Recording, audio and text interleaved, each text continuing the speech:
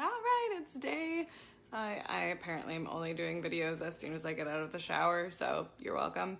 But anyway, it's day 3 of JMatt's Break the Stigma Instagram challenge, and today's question is have you ever been formally diagnosed with a mental illness? And I have. When I was 16, I was diagnosed with clinical depression. And then a few years later, I was diagnosed with general anxiety disorder. And then I recently was diagnosed by my therapist with PTSD. I'm not sure how formal it is. And what's interesting about all these diagnoses is that I don't really know if that goes away. Like if you're stamped with it for life and then you have it forever, or if it's something that you can, get rid of. There's not really a cure.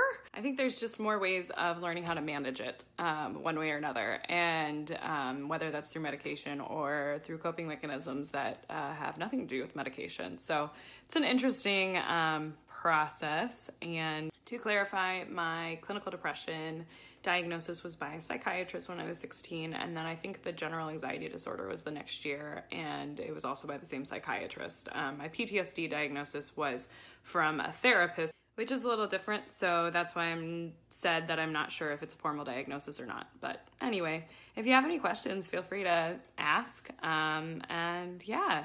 All right, I got a question. How did the actual diagnosis go for depression? And I'll be honest, it was not at all what I expected. I kind of have some issues with it, actually. And so when I went in, I was 16. I was just kind of dealing with things like suicidal thoughts, as well as, mood swings and overarching sadness and lack of motivation and things like that, which, when you're 16, it's hard to differentiate between the two things of being a teenager and then also clinical depression. So the psychiatrist kind of just went through a list of questions, and at the end was like, it sounds like you have clinical depression. And what I thought was so interesting about it is they seem like really ordinary questions, like how do you view yourself? Do you have a lot of friends? Do you feel like you have a lot of friends? Are you lonely? And as a 16-year-old, I had a really horrible view of all of those things. Like I hated myself. I thought I'd be better off if I was dead. I didn't feel like I had any friends, and I didn't feel like I could connect with anybody.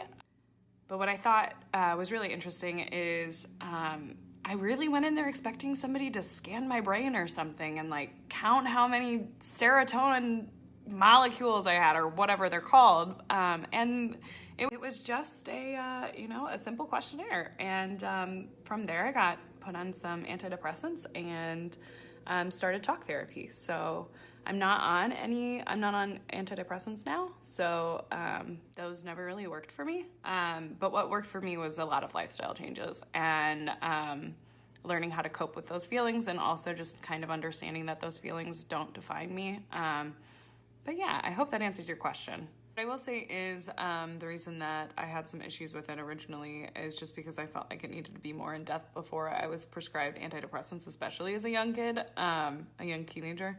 But I don't think that takes away from the actual diagnosis itself, because, depression and clinical depression especially is different in that, a lot of the times it's just a sudden onset of these feelings and you don't necessarily have any explanations for it. I am a huge advocate of trying to figure out if it's coming from something in particular, but sometimes it's not. And sometimes it really is just your brain kind of shutting down, and you have to figure out ways to cope with it. And sometimes you also have to just be okay with the fact that you're dealing with an episode of depression and it'll go away.